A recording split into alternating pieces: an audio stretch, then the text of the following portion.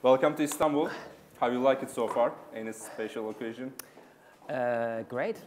I'm now here for, I think, several times now in the last months, and every time gets better. What brought you here?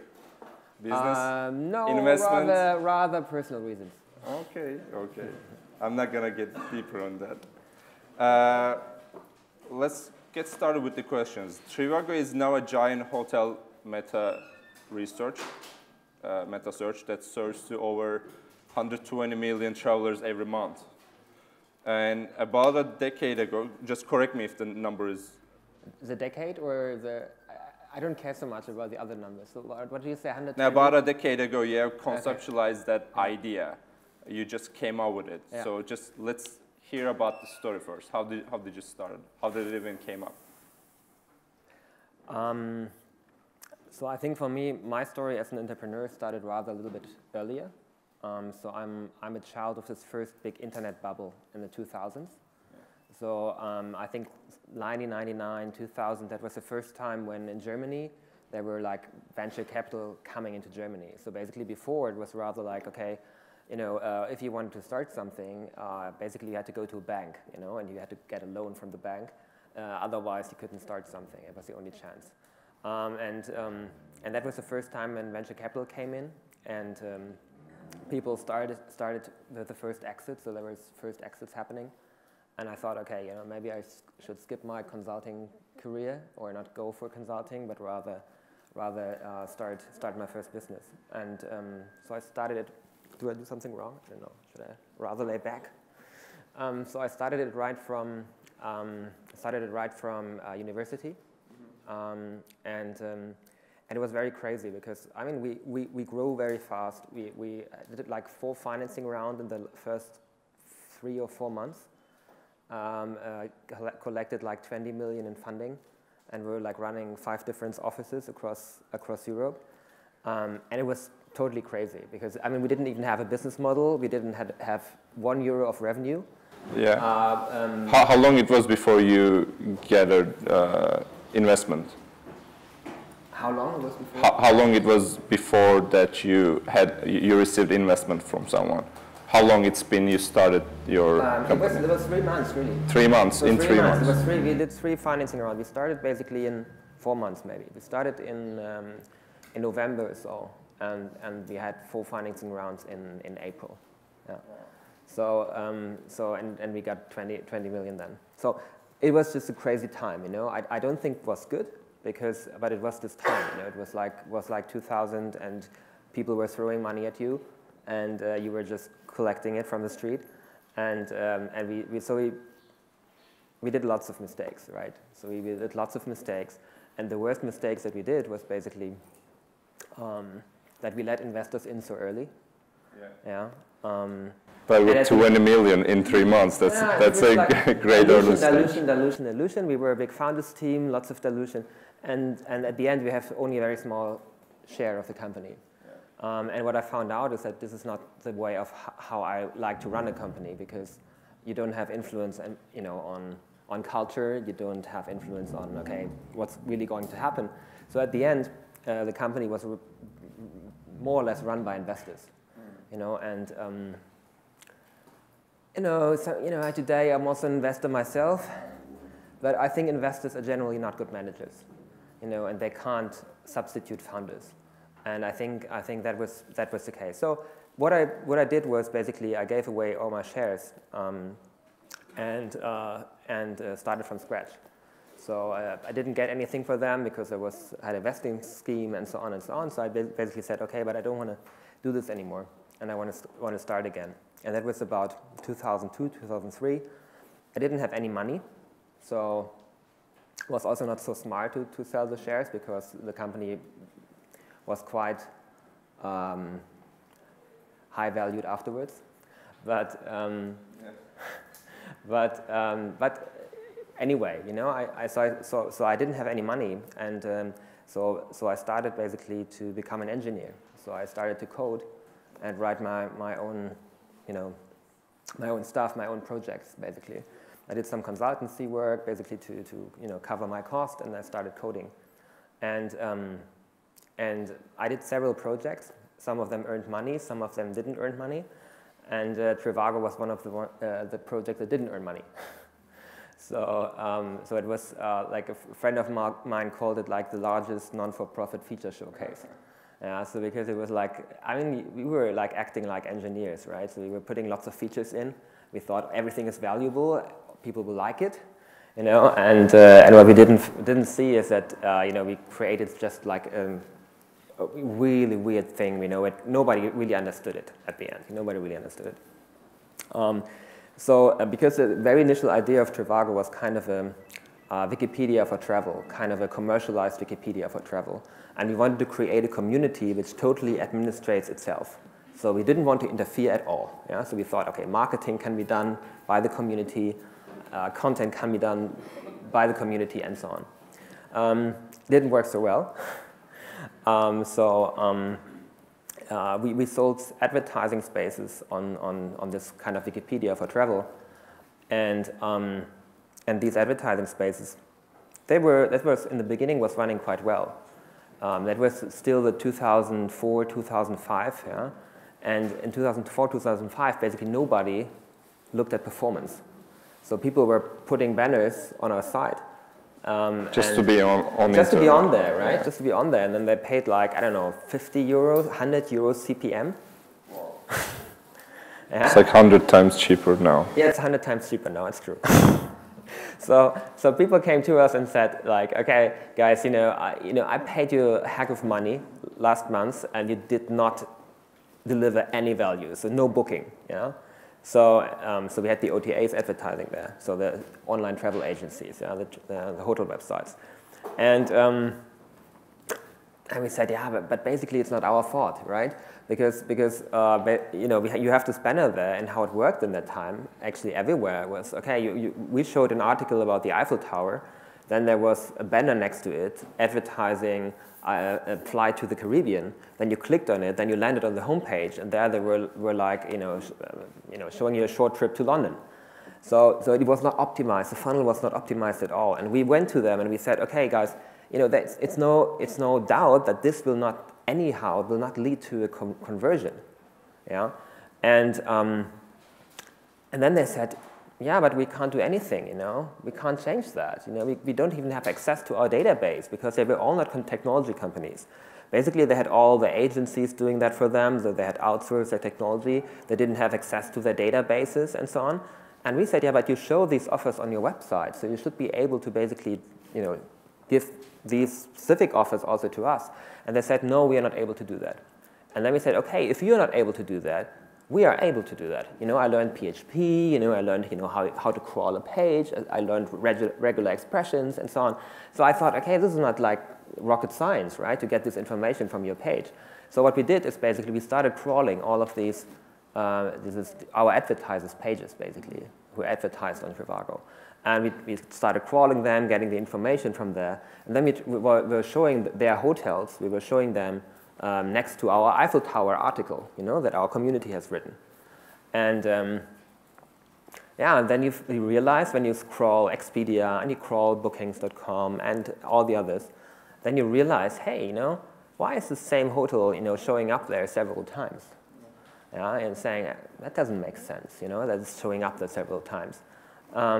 And then there are different prices, right? So they were all different prices, and we thought, maybe people will really think like we are stupid when we show different prices for the same hotel. And then we thought, okay, why not showing the hotel only once and show the different prices underneath?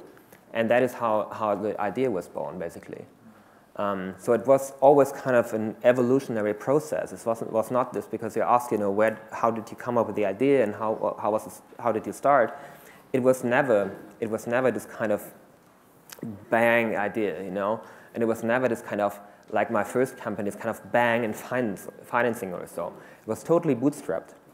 Yeah, so I think until now, today, we've only invested into Trivago about 600K. Yeah, 600,000 euros is the maximum investment into Trivago. And we took about, 100K, 1 million from investors, but we didn't use the money so far. So the 400K is still in the bank account. We didn't use it. It's a great return. And just in 6 years, I believe, you closed a deal with Expedia. It's about 3 years ago, right? Yeah. It's 6-7 years. Expedia is one of the largest travel brands in the world. And how did you, first of all, how did you manage this deal? And do you consider a great one, since you didn't like like letting investors come in so early in your first business? For us, it was always important that we didn't have basically all the deals that we did before, not all the deals, but we did a deal before which was also secondary, which I think, general thing, if you're a founder, sometimes you might feel too proud to do secondary. Sometimes investors do not like to do secondaries. They think, okay, we want to keep the founders motivated. I think it was a perfect decision for myself, for my founding team, for investors coming in. So we did a secondary round like 5 years ago, 5.5 years ago. And that was a perfect decision, because basically what you do is you constantly kind of divest basically from the business, but you can also be more aggressive with the rest of the business. So when I did my first secondary, because I invested all my money into the company, I had a loan, I didn't have any flat or something, so I was like really, I was not broke, but I didn't have anything, So for me, it was really relaxing to do this first secondary, take some money out of from the table, because then I could be more aggressive in the future.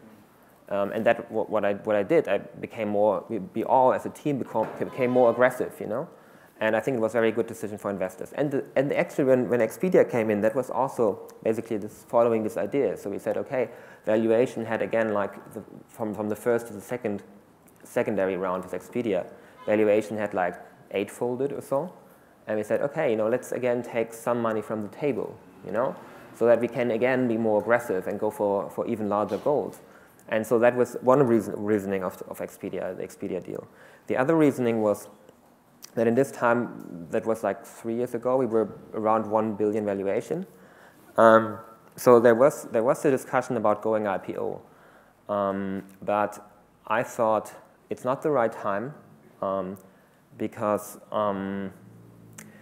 an IPO can really, too early IPO can really destroy a company.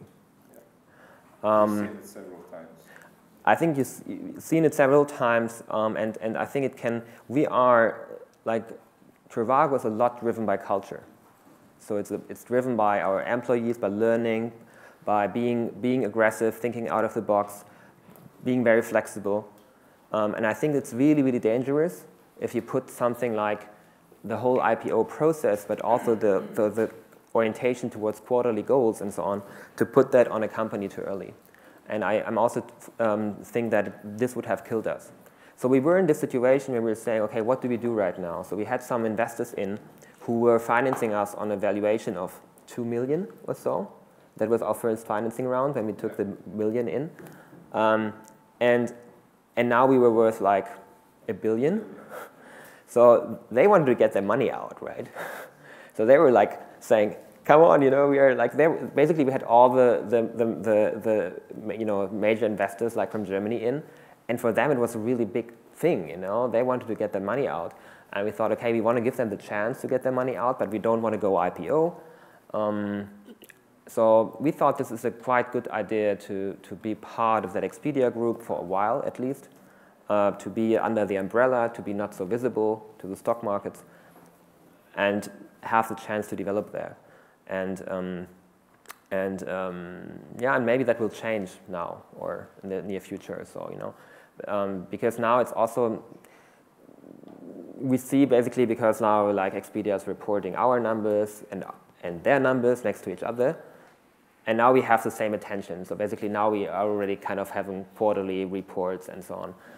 So we have that anyway, so might make sense in the future to split up again, But I didn't sell a lot, so I took some money off from the table, but I have still most of my shares, so the founders still have 40% of the company. How does it feel to? Well, I never experienced it, obviously. How does it feel to close a deal with a large brand? How does it exactly feel when you're signing that little piece of paper? See, ambition. Very smiling like that? When No. You know, I think I was never driven so much by this kind of exit idea. Yeah. So Trivago was never created as a company who was going for an exit. So we all of us, we could have imagined or we can still imagine to do this for a very long time. And we could have imagined to just live from like dividends, basically.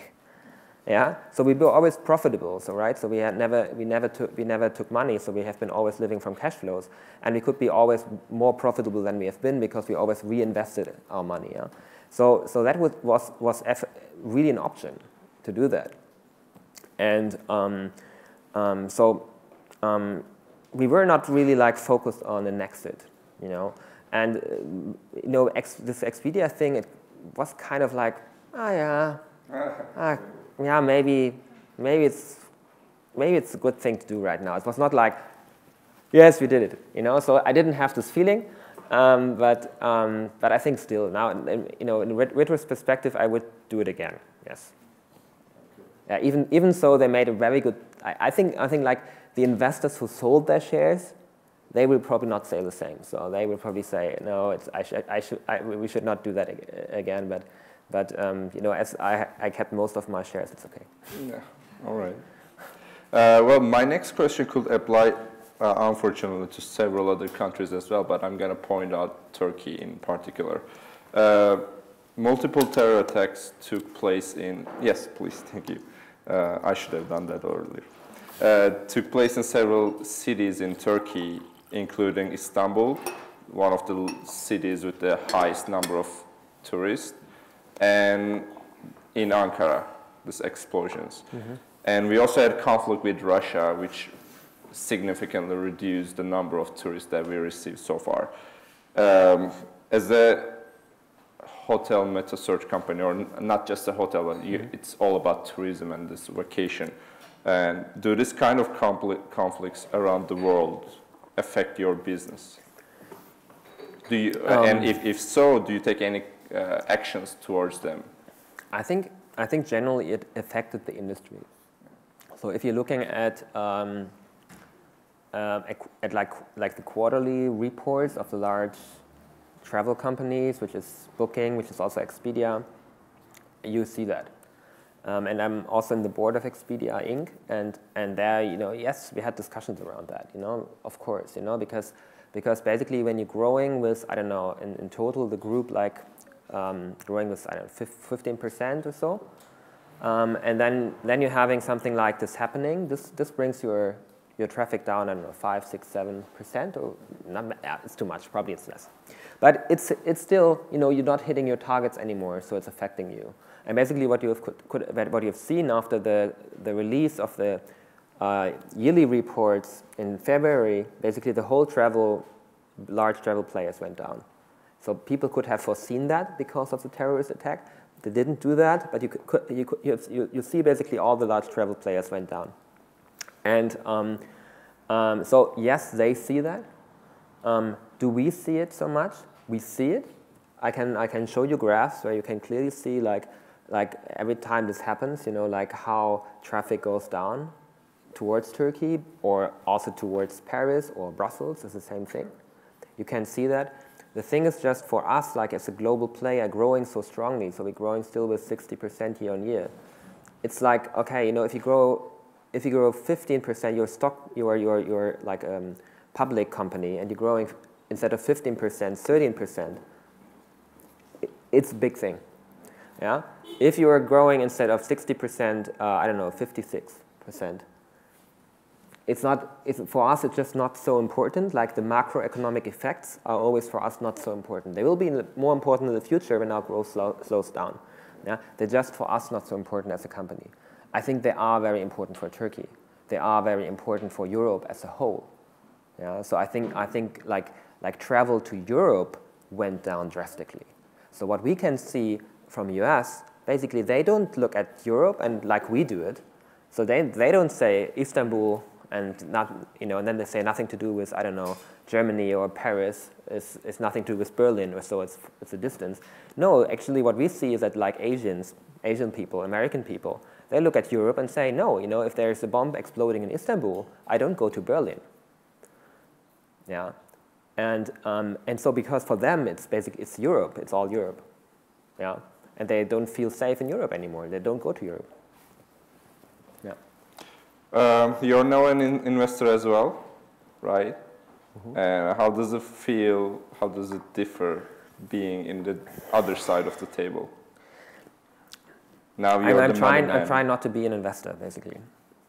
Yeah, so I'm investing, but I'm trying not to be a classical investor. So I'm doing, yeah. So first of all, I'm having a very unorthodox way how to take decisions, you know, about like where I invest. It has a lot to do with really like with gut feeling. Usually we are very analytical, but I think in that case it's really difficult. And I'm also very specialized on specific investments. So what I do is basically I'm always going in as a co-investor if there is a strong lead investor in, and I'm going in as a co-investor and bringing in some knowledge, you know, about marketing and so on, and so because I can't do all the due diligence stuff and so on, so I don't want to do that and don't want to do all the governance stuff. Yeah. So in the beginning, that's the perfect kind of investor we are looking for. Just gives the money and stays yeah, right. Because see, that is what I wanted from an investor, basically. So give us the money and stay away. And that is also how we coped with investors. So I think we never really asked investors a lot, you know, about like how we should do things and so on, you know. So basically, we never had a board. So Trivago, until today, we don't have a board, advisory board. So we were running the company totally ourselves, and basically, even like when we had like American VCs in, you know, or American VC in, they got our yearly report. That's it. Yeah. So we were very restrictive because we never wanted to be in this kind of situation where we had to report and we had to make things look good. Yeah? We wanted to take the right decisions and never wanted to make things look good.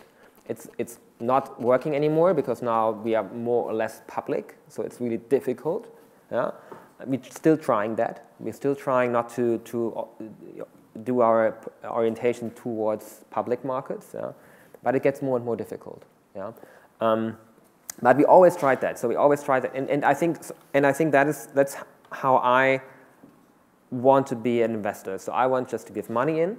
I just want to be able to trust the team, and I don't want to call them up all the time and ask what's going on. And but that's also the reason why I do not invest in very early stages, and I do not invest as a lead investor, because that was my experience basically in those investments where I went in kind of a rather larger investor. You know, I was like, I can't do that. So I'm running a business. I can't like always like, you know, talk to people and mentor people all the time and so on. It's not working. So I just do not have the time. And I also want to do a lot of investments, and I think not a lot of, but several investments. So I did now like 35 or so. And you did 35 investments? Yeah. That's a bit high actually in considering the Turkish market, but. I don't know, but it's. I think it's also. I think what I feel sometimes in Turkey that people are quite restrictive regarding money. Actually, yeah. So I think there could be more money in the market, and there are more startups worth getting financed and so on. Of course, you know, there are all this kind of like macroeconomic things happening, and I think that's the reason why it's not happening. Yeah. But you mean there's all these conflicts with political reasons? Yeah, political issues. You know, where you say, okay, you know, people just feel instability somehow, and that's why it's probably always difficult for international investors to invest into Turkey. Yeah. No, but yeah. So I try to do rather later stage where the companies are more established, where it's predictable, and so on. But we did some quite nice investments. So we invested in Delivery Hero and in HelloFresh and also like now more and more in American companies like Spot Hero, like Escader, and so on.